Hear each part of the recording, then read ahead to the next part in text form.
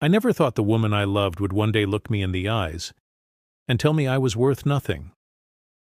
But that night, when she did, something inside me broke. Not just my heart, my entire belief in love, in loyalty, in us.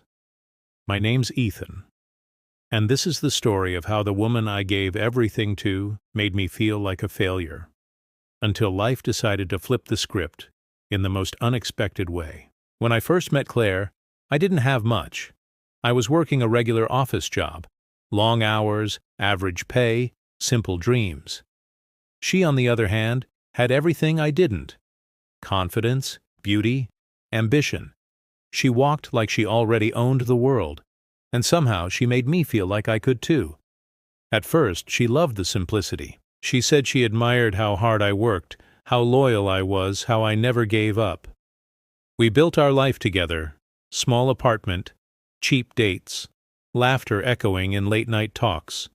I thought we were building a future, but over time, love turned into comparison.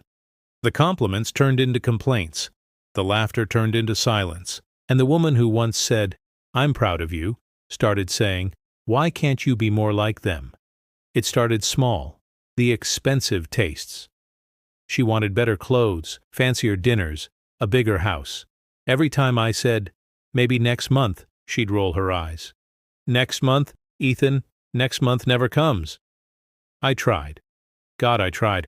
I worked extra hours, picked up freelance gigs, but no matter how much I did, it was never enough for her.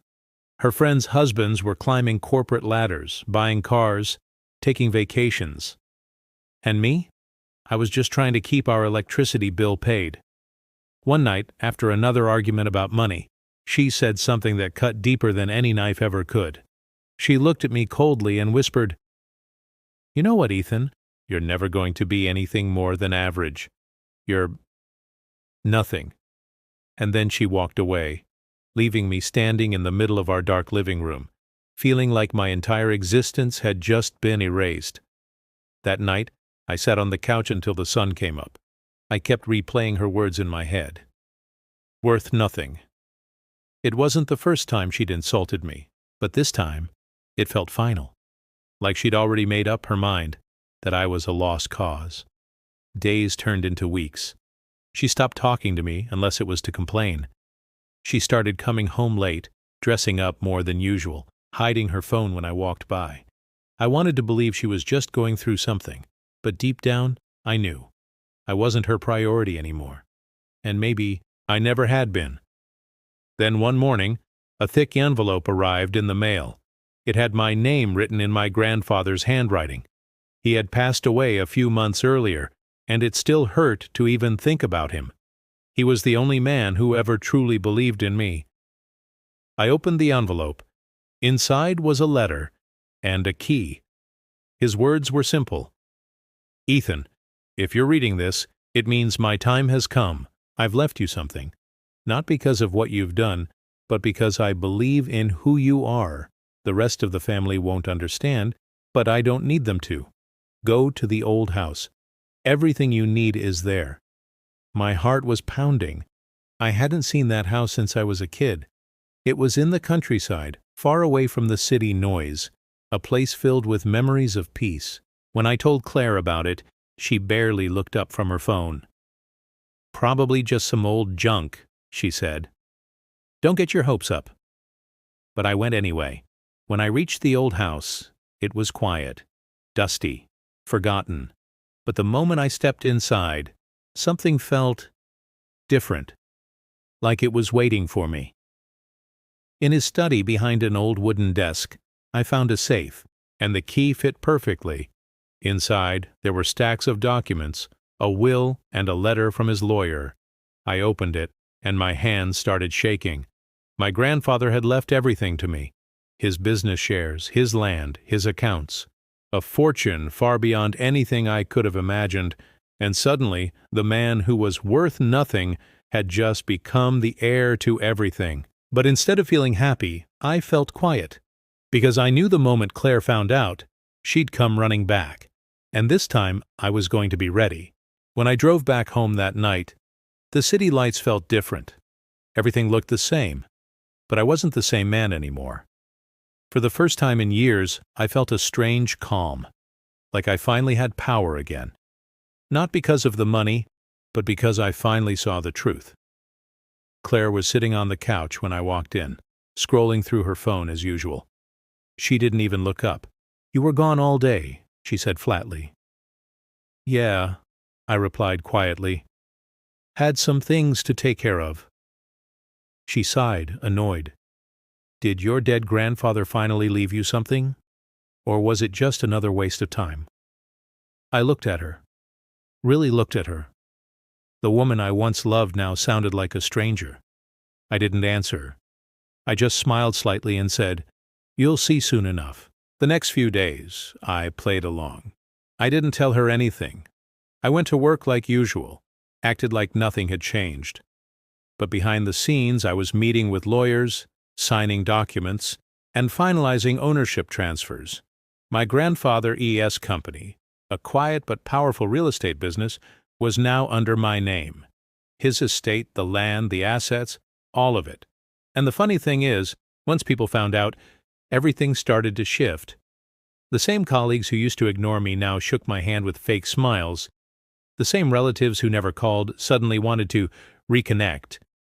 But Claire didn't know. Not yet. I wanted to see who she really was before showing her the truth. That night she came home late again. Her perfume was stronger than usual, her hair perfectly done. "Rough day at work?" I asked.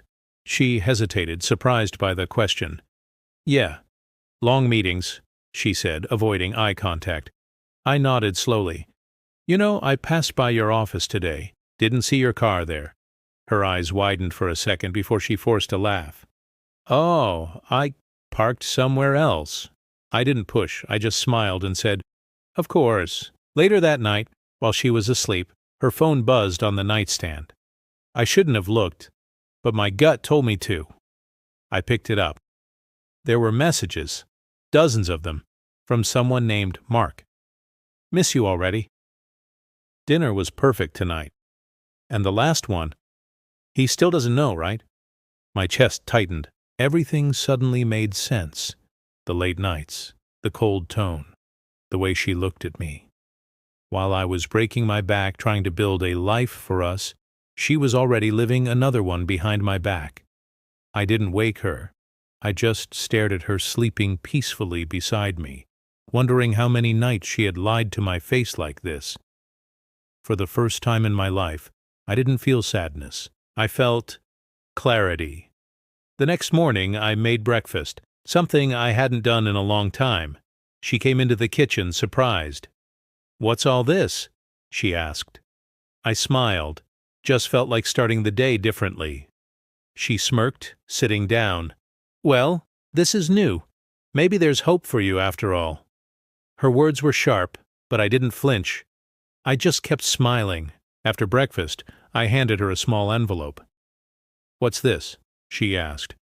"Something from my grandfather's lawyer," I said calmly. She opened it.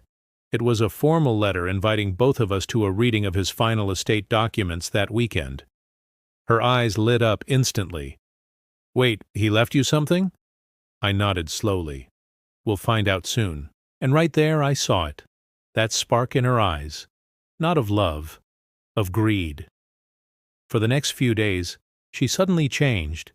She was sweeter, more affectionate, cooked dinner, asked about my day. It almost felt like the woman I fell in love with was back. But I knew better. She wasn't loving me. She was preparing for her prize. The day of the estate meeting arrived. She dressed like she was going to a royal banquet. Expensive jewelry, designer dress, her fake smile shining bright. As we walked into the lawyer's office, she whispered, "This could be life-changing, Ethan. Let's hope he left you something good." I just looked at her and said, "Yeah, life-changing indeed." The lawyer welcomed us in, read through the documents, and finally looked up. "Mr. Collins, your grandfather has left everything to you, the business, the estate, all assets and accounts. You are now the sole heir." Claire gasped. Her hand flew to her mouth. "Everything? To Ethan?" The lawyer nodded. "Yes, ma'am, everything. I watched her expression carefully. She turned to me with teary eyes, suddenly clutching my hand. "Oh, Ethan, I'm so happy for you," she said, but I saw it in her eyes. Those weren't tears of pride. They were tears of opportunity. She had no idea that I already knew about her betrayal, and I was about to let her hang herself with her own greed. That night after the lawyer's office, Claire couldn't stop talking. She was suddenly full of dreams again, about vacations, renovations, our new future. She kept using the word our, like she'd always been part of this journey. But in my mind, I could still hear those words echoing. "You're nothing." Now, the same woman who once said I never amount to anything was standing in front of me, planning how to spend what I had earned through my grandfather's faith in me. She wrapped her arms around me that night and whispered, "I always knew you'd make it, Ethan." I froze for a moment. That line, the same lips that once tore me down, were now pretending to build me up. I whispered back, "Did you really?" She smiled faintly and said, "Of course. I just pushed you because I wanted you to do better." I laughed quietly. "You pushed me, all right." She didn't catch the bitterness in my tone. Over the next week, she transformed into a completely different person. She started showing me listings of luxury houses, expensive cars, designer stores. She spoke about investments, our future, living the life we deserve. I played along. Every time she'd mention something, I'd nod and say, "Sure, whatever you think is best." But I wasn't planning a new life with her. I was preparing to end one. I spent nights revisiting the company my grandfather built. The people respected his name. They were loyal to him. I made sure to treat them the same way, with calm, quiet authority. For once, I felt like I belonged somewhere. But even as my world began to rebuild, Claire's mask was starting to slip again. The more money she saw, the greedier she became. One afternoon, I caught her whispering on the phone again. I didn't need to check to know who it was. Mark. The same man she was sneaking around with. She didn't know I had already spoken to a private investigator. I had everything: photos, messages, dates, even receipts from the hotels they met at. The truth was ugly, but I needed it. Not for revenge, but for closure. I wanted her to reveal who she truly was. Not in secret this time, but in front of me. That Friday evening, I came home early. She was on the couch, sipping wine, flipping through property brochures. She looked up and smiled sweetly. "You're home early?" "Yeah," I said, setting down my briefcase. "Thought we could talk about something important." She perked up instantly. "Is it about the new house?" "In a way," I replied. "Actually, I've been thinking about making some changes. To everything." She frowned slightly. "What do you mean?" I sat down opposite her, calm and deliberate. "You remember when you told me I was nothing?" She blinked, startled. "Ethan, why are you bringing that up? That was years ago. I was upset." "No," I interrupted softly. "You were honest. That was the first time you ever told me what you really thought of me." She looked uneasy. "You're twisting my words." I leaned forward. "Am I? Because I read your messages, Claire. I know about Mark." Her entire face drained of color. The wineglass slipped slightly in her hand. What are you talking about?" "You know exactly what I'm talking about," I said quietly. "The dinners, the late nights, the lies." She stood up suddenly, her voice rising. "Ethan, that's not fair. You were never around. You were always busy. I was lonely." I cut her off again, my voice calm but sharp. "You weren't lonely. You were bored, and you thought I'd stay that way forever. Weak, desperate, easy to manipulate. But that man you broke doesn't exist anymore." She froze, eyes wide. For a long moment, neither of us spoke. Only the sound of the clock ticking filled the silence. Finally she whispered, "So, what now? You're just going to throw everything away because of one mistake?" I smiled faintly. "One mistake?" "Claire, it wasn't one mistake. It was a choice, over and over again. And now I'm making mine." I handed her a small envelope. Inside were divorce papers. Her hands trembled as she opened them. You can't be serious." "Oh, I'm very serious," I said. "You see, my grandfather didn't just leave me money. He left me wisdom. He used to say, 'Some people have to lose you to understand your worth.'" Her lips quivered. "You'll regret this, Ethan. You'll never find someone like me." I looked straight into her eyes and said, "I hope not." She stormed out that night, slamming the door so hard it echoed through the entire house. But for me, it wasn't an ending. It was the beginning of freedom. The next morning, the air felt lighter. For the first time in years, I could breathe without fear. I stood on the balcony of my grandfather's estate, watching the sunrise, and thought, maybe this is what he meant by everything you need is here. It wasn't about the fortune. It was about the strength I found in losing everything I once thought I needed. And as the sun rose higher, I realized something else. I didn't need revenge. The truth had already done the job. Days passed, and the silence in the house felt peaceful. No constant criticism, no backhanded comments, no tension filling the air. Just quiet, honest, healing quiet. I thought I'd feel empty without her, but instead I felt lighter, like I'd finally set down a weight I'd been carrying for years without realizing it. The divorce process moved quickly. Once she realized I wasn't going to change my mind, she tried one last trick. Her lawyer reached out. Apparently she wanted a fair share of my inheritance, claiming she supported me through hard times. I almost laughed when I read that, because she never supported me. She tolerated me until she found someone better. My lawyer handled everything: the documents, the meetings, the statements. I didn't even have to see her again, but I knew she wasn't going to let go easily. One evening as I was locking up the house, I heard a car pull into the driveway. I looked out the window. It was her. She stepped out, dressed elegantly, her makeup perfect, her eyes swollen from crying. She looked at me with a practiced expression of regret. "Ethan, please," she said softly. "Can we just talk?" I hesitated, then opened the door. "Make it quick." She walked in slowly, looking around the house as if she was trying to memorize it. "This place? It's beautiful," she said. "It was my grandfather's," I replied flatly. She turned to me. "I know I made mistakes, but we were supposed to share everything, remember? We promised each other we'd face life together." Her voice trembled, and for a second, I saw the woman I once loved, or maybe just the illusion of her. "Claire," I said quietly, "we did face life together, until you decided my part wasn't enough for you." Tears filled her eyes. "I was scared, Ethan. I thought we'd never have enough, that we'd never make it out of that small apartment. I was wrong, okay? I see that now." I shook my head slowly. "You don't see me, Claire. You see the money. That's all you've ever seen." She took a step closer. "That's not true. I love you." "Then why did you call me nothing?" I asked. My voice broke slightly despite everything. "Do you know how long that word haunted me?" She didn't answer. Her silence said everything. After a few seconds, she whispered, "So? That's it? You're really done?" "Yes," I said, "completely." She stood there for a while, looking at me like she wanted to say something more.